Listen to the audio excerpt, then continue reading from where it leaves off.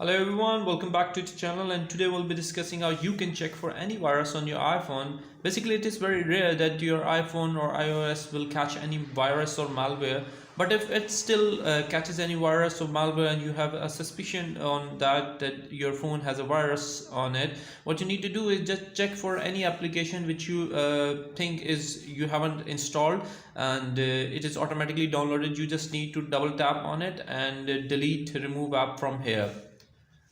If the error still persists, what you need to do is go to your calendar and check any events that are automatically created for you, and you can just delete them over.